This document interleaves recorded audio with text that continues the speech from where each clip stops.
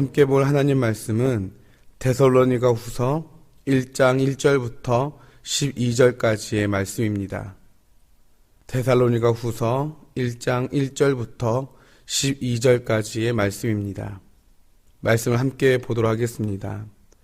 바울과 실루아노와 디모데는 하나님 우리 아버지와 주 예수 그리스도 안에 있는 데살로니가인의 교회에 편지하노니 하나님 아버지와 주 예수 그리스도로부터 은혜와 평강이 너희에게 있을지어다. 형제들아, 우리가 너희를 위하여 항상 하나님께 감사할지니 이것이 당연함은 너희의 믿음이 더욱 자라고 너희가 다 각기 서로 사랑함이 풍성함이니 그러므로 너희가 견디고 있는 모든 박해와 환난 중에서 너희 인내와 믿음으로 말미암아 하나님의 여러 교회에서 우리가 친히 자랑하노라. 이는 하나님의 공의로운 심판의 표요 너희로 하여금 하나님의 나라에 합당한 자로 여김을 받게 하려 함이니 그 나라를 위하여 너희가 또한 고난을 받느니라.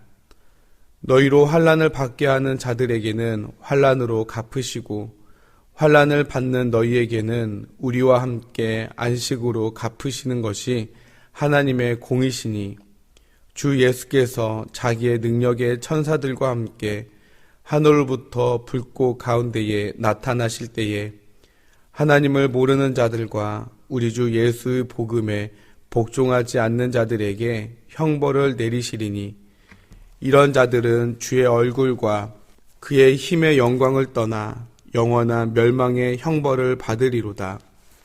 그날에 그가 강림하사 그의 성도들에게서 영광을 받으시고 모든 믿는 자들에게서 놀랍게 여김을 얻으시리니 이는 우리의 증거가 너희에게 믿어졌음이라.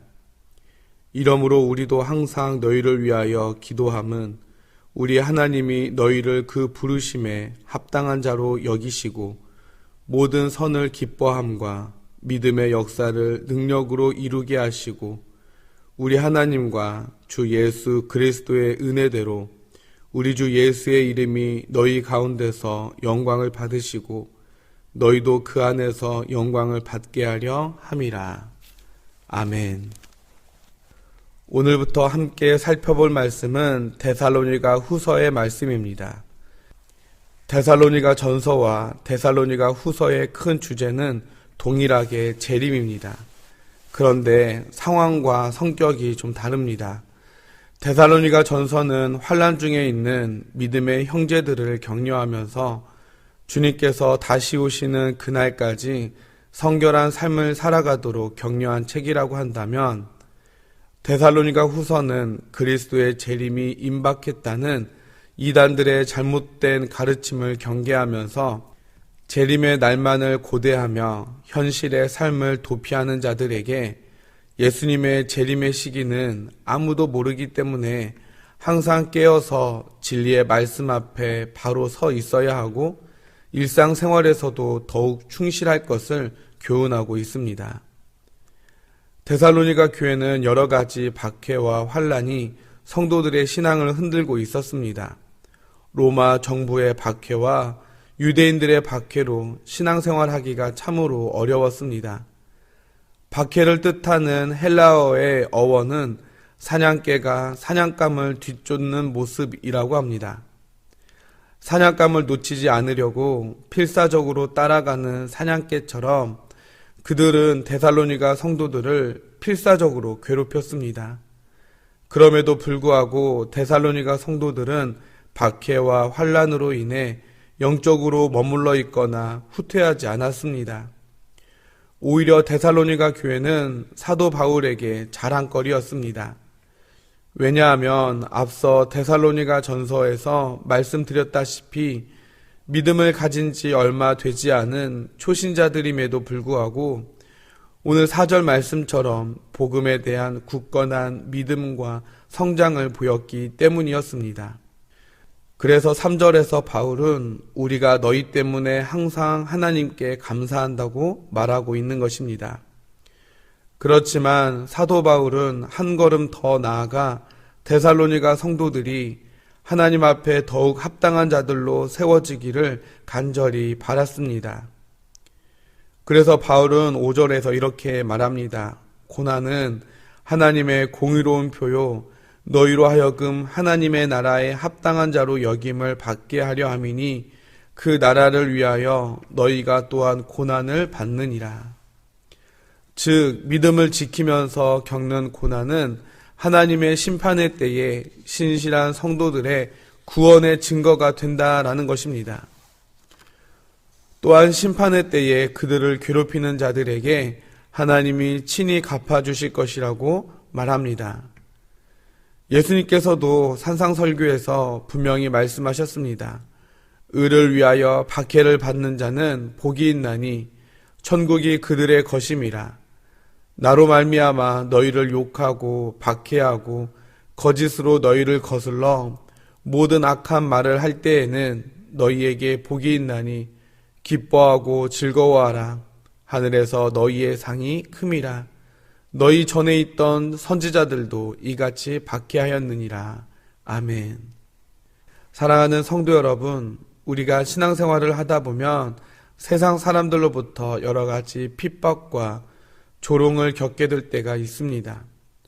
특별히 요즘 코로나로 인해 많은 그리스도인들이 조롱과 비웃음을 받고 있습니다.